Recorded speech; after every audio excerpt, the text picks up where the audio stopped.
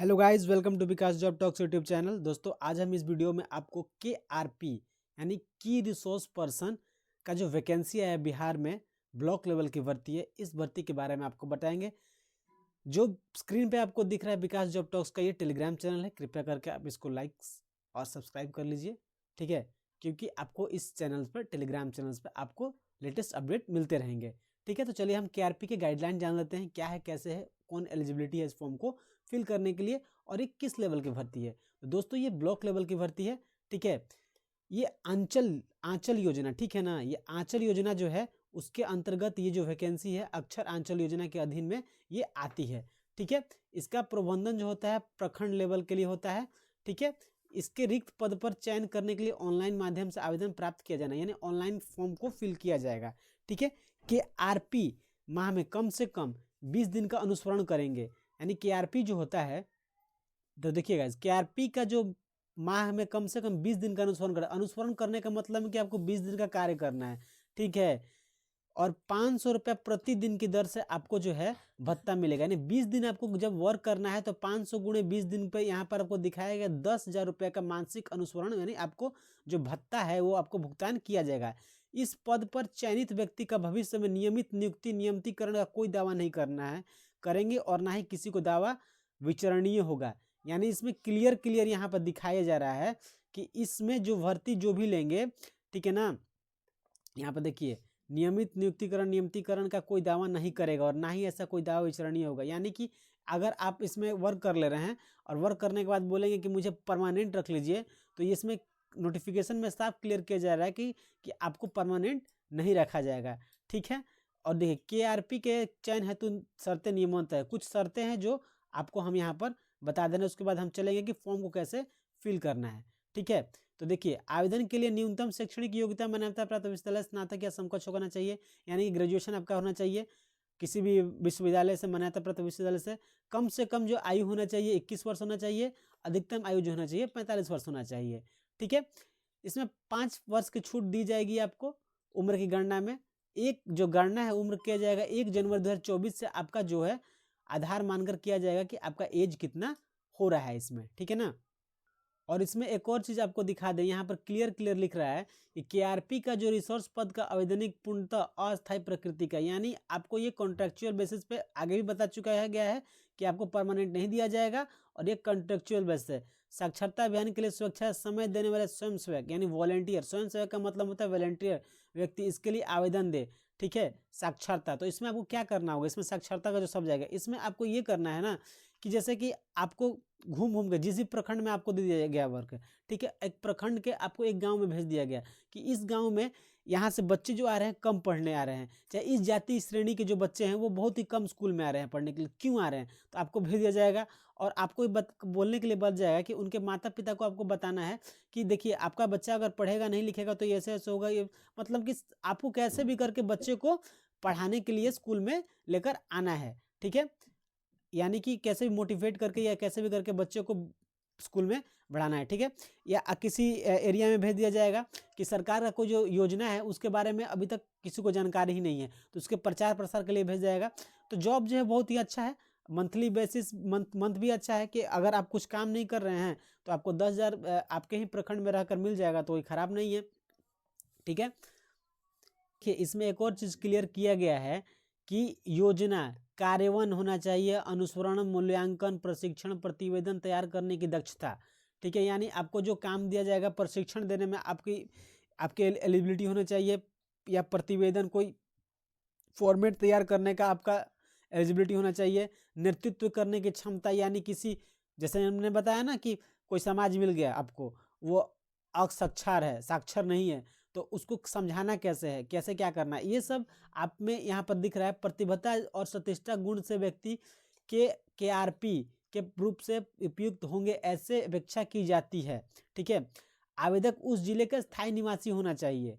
एक और चीज इसमें है कि आवेदक जो है उस जिले का स्थायी निवासी होना चाहिए जिस जिले के लिए आवेदन कर रहा है, मतलब कि आप रोहतास से बिलोंग कर रहे हैं और आप भोजपुर में आवेदन कर रहे हैं, तो वो आवेदन स्वीकार नहीं होगा, रिजेक्ट कर दिया जाएगा। इसमें क्लियर लिखा जा रहा है अगर रोहतास का है तो रोहतास से ही आपको जो है फॉर्म को अप्लाई करना है। इसके लिए अंचल अधिकारी यानी बीडीओ द्वारा स्थायी आवासीय प्रमाण पत्र मान्य होगा तथा इसकी प्रति आवेदन के साथ संलग्न करना होगा। यानी जब आप फॉर्म फिल करेंगे ना तो आपको जो है रेसिडेंस आपको देना होगा, जो आपको बीडीओ लेवल का यानी आरओ लेवल का बना होना चाहिए। इसमें कोई घबराने वाली बात नहीं है। तो चलिए हम चलते हैं, फॉर्म को कैसे फिल करना है स्टेप बाय स्टेप प्रोसेस में बताएंगे। वीडियो अच्छा लगा हो तो वीडियो को लाइक कीजिएगा, चैनल को सब्सक्राइब कीजिएगा, बेल आइकन को जरूर जरूर प्रेस कर दीजिएगा। तो दोस्तों हम आ चुके हैं की रिसोर्स पर्सन यानी KRP के वेबसाइट पे। ये वेबसाइट है, इसमें आपको फॉर्म को फिल करना है। तो पोस्ट अप्लाइड फॉर लिखा है तो की रिसोर्स पर्सन का ऑप्शन आएगा, हमें इस पर क्लिक कर देना है। लिटरेसी एक्सपीरियंस पूछ रहा है, इसमें यही पूछ रहा है कि आपने क्या टोला सेवक या कोई अन्य जैसे में कि शिक्षा मित्र जैसे और भी कोई मतलब कि कुछ ऐसे सामाजिक कार्य में पहले काम किए थे फिर छोड़ दिए हैं, या कोई कहीं वॉलेंटियर थे, ऐसे अगर आप हैं तो आपको यही लिटरेसी एक्सपीरियंस पूछ रहा है। अगर हाँ तो यस करके आपको आगे की ओर बढ़ जाना है। साइट जो है अभी बहुत ही स्लो है, ठीक है। जब जब आप फॉर्म को कुछ भी करेंगे तो यहाँ पे एक्सपीरियंस पूछ रहा है, ये बफरिंग होगा एक बार। ईयर एक्सपीरियंस क्लेम बोल रहा है, आप कितने साल के आपके पास अनुभव है। तो आप अपने अनुसार देख लीजिएगा कि 1 साल 2 साल 3 साल 4 साल जितने साल का भी आपका अनुभव होगा वो अपना सिलेक्ट कर लीजिएगा, ठीक है। इस फॉर्म का जो वेबसाइट का जो लिंक है वो आपको हमारे टेलीग्राम चैनल पर मिल जाएगा।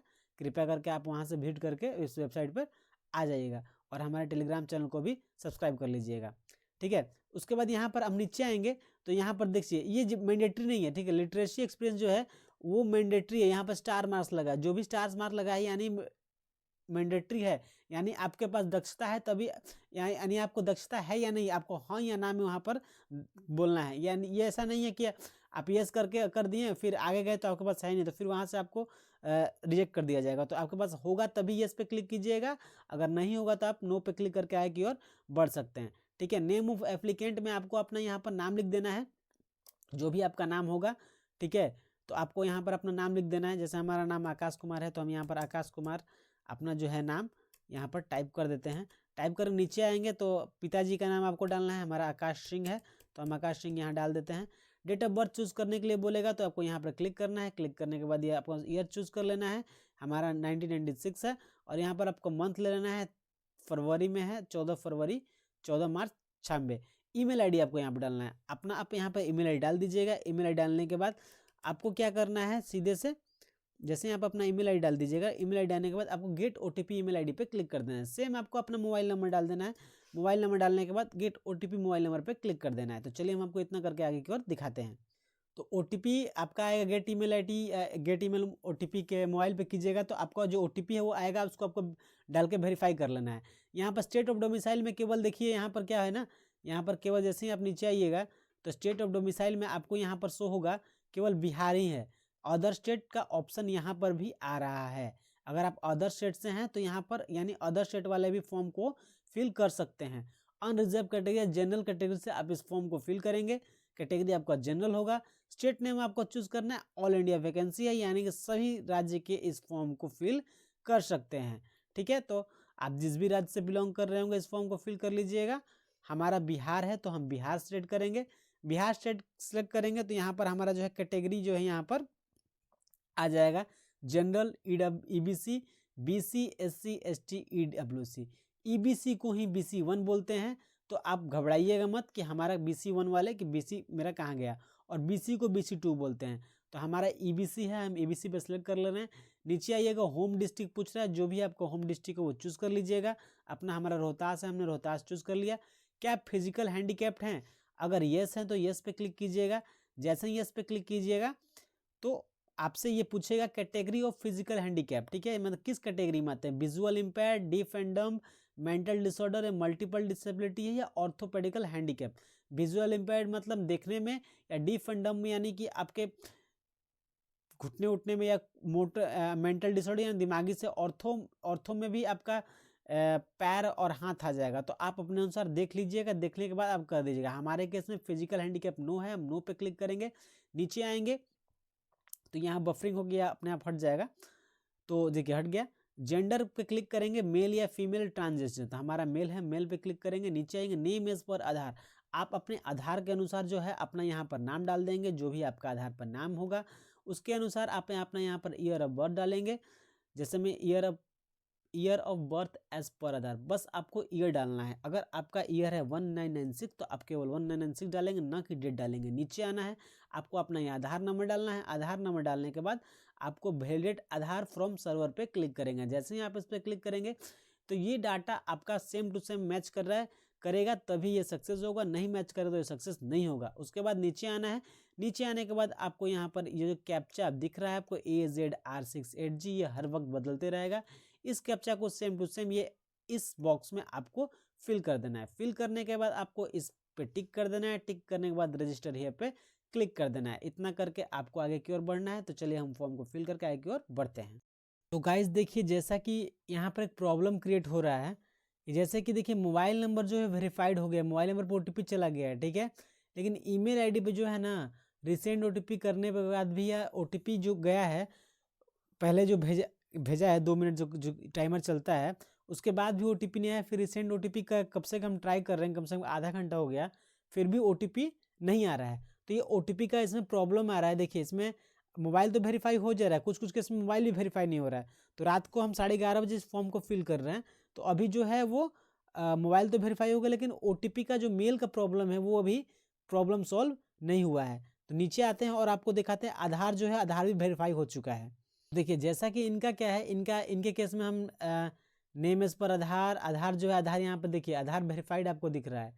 यहाँ पर आपको आधार जो है वेरीफाइड हरा संग दिख रहा है ना, वेरीफाइड, तो आधार भी वेरीफाइड है। और जो आपका जब तक ईमेल आईडी पे OTP नहीं आएगा, वो जो वेरीफाई नहीं होगा, तब तक आप इस फॉर्म को फिल नहीं कर पाएंगे।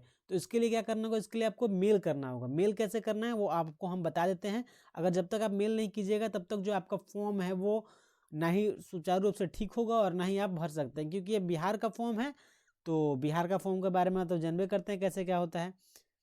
तो देखिए, जैसे में हमको क्या करना है ना, हमको यहाँ पर आना है। यहाँ पर आने के बाद आपको क्या करना है, ये जो ईमेल आईडी आपको दिख रहा है ना, ये ईमेल आईडी SLM@bihar@gmail.com, आपको इस पर क्लिक करके मेल लिखना है। क्या मेल लिखना है वो आपको हम बता दे रहे हैं कि मेल में क्या करना है। मेल में जो आपका जो मेल है, जो आपको वहाँ पर हाईलाइट किए, इस मेल को यहाँ पर SLM@bihar कर देना है। सब्जेक्ट में क्या डालना है, सब्जेक्ट में आपको डाल देना है कि KRP फॉर्म OTP प्रॉब्लम, ठीक है। ईमेल आईडी OTP प्रॉब्लम डालना है।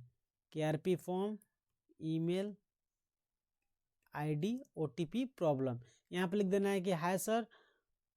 एक फॉर्मा हम आपको दिखा दे रहे हैं कैसे कि ये जो मैं आपको समझाने के लिए यहाँ पर अभी टाइप किया हूँ। अगर आपको लिखने में प्रॉब्लम दिक्कत आए तो हम अपने टेलीग्राम चैनल पे इसको डाल देंगे, एक परफॉर्मा बनाकर कि कैसे आपको इसको ईमेल करना है। तो सब्जेक्ट में आपका देखिए ये रहेगा KRP form email ID OTP problem, ठीक है। ये आपको सब्जेक्ट में यही आपको डालना है। इस और कुछ जो अगर आपका आधार वेरीफाई प्रॉब्लम तो कोमा करके आप आधार वेरीफाई प्रॉब्लम भी कर सकते हैं और मोबाइल OTP प्रॉब्लम भी कर सकते हैं।